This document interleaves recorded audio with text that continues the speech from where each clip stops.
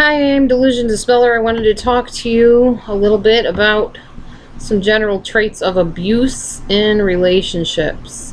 There's many forms of abuse, many levels of abuse, but abuse is abuse. And you don't deserve to be abused. And you don't need to put up with it if you can find a safe way to get out of it or tell a safe person. So let's talk about some of the signs of abuse. And you can look for these in relationships before you even get serious in the relationships. I suggest that you do. By the way, this is my cat, Kara. She's up on my shoulder. See if she'll turn around here so you can see her pretty face. That's my Kara kitty, and she's purring.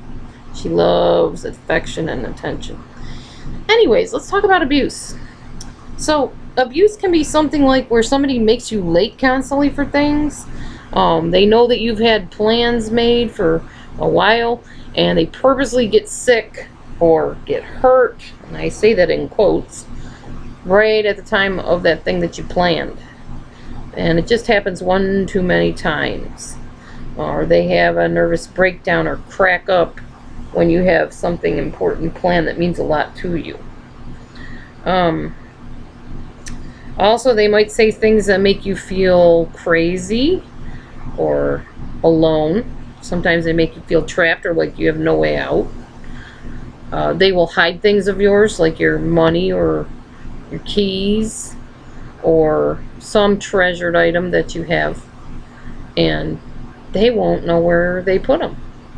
They won't know where you put them, because they'll claim that you put it and you forgot where you put it, and oh, you just don't remember, and maybe you're sick, maybe you're crazy, maybe you need some mental help, whatever. They do all that kind of stuff. Another thing they do is they might tell you how to dress, how to think, who to hang out with. They might show up at work uninvited, or at your job, or where you go to school. They might dig through your room and through your drawers and take your things and take your money and take your belongings or your favorite items. They might overreact to things to the point where it becomes almost rageful. Punch holes in doors. I had an ex-boyfriend years ago. Anytime he got upset about something, he would punch holes in doors, walls, whatever. Whatever he could punch a hole in, he did it. I was pretty glad I didn't marry him, because he probably would have punched a hole in me or something. They can have very bad mood swings, can have addictions. They can be threatening. Threaten to harm you in some way or even kill you. Ruin your items. Also, sexual abuse falls into the category of abuse. They can say things that make you feel afraid that they're going to harm you or your children or somebody you love, your family. They might be name callers. They might cuss at you. They might put you down. They might talk bad about your friends and people you care about. They're going to insinuate sometimes, I'm the only one that ever really loved you. I'm the only one that's here for you. And they may even try to get you to believe things that are bad about yourself. Another part of abuse in relationships is this insane jealousy that you see in some guys or girls. You know, oh, I saw how you looked at her. I heard you talking to her. I bet you were talking bad about me, weren't you?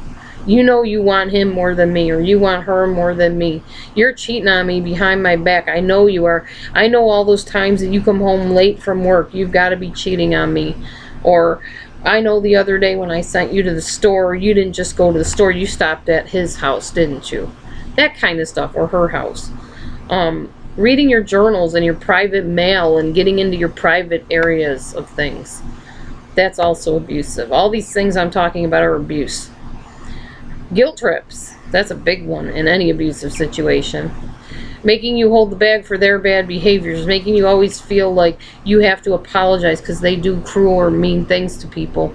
Or say mean things to people. They always blame you for everything. They tell you that you made them hit you. You made them take your money. You made them interrupt whatever you were doing. You made them do it. Blame. Another form of abuse. Isolation is another one. Just this exclusiveness. Always wanting to be with you. I want you all to myself. I don't want you to look at any other guys. Do you know I actually had a guy when I was in, I was divorced from my husband. I was dating again. A guy actually had me drive like miles to see him. And he sat there and told me what a wonderful foreman he was on his job and how he ruled the roost and everything. And as I was leaving, he said to me, I don't have to tell you that you're not going to be talking to any other guys or seeing anybody else now, do I? I don't have to tell you that, right? I thought, no, you don't have to tell me that, because after today, I ain't going to be seeing you either. I wasn't looking for an exclusive relationship with somebody I just met one time. That's dangerous. That was very controlling. He wrote me the next day. He sent me a text and told me he didn't like me and he was glad that things didn't work out and that he would have never introduced his children to me, that I would have been a terrible influence on his children. And man, he did me a huge favor hitting the road the other direction, I'll tell you. He creeped me out. So yeah, they will forbid you to go anywhere but places with them. They will isolate you. And let's talk about the last one. They will lie. They will insist that you hook up with them immediately, marry them, have their children right away.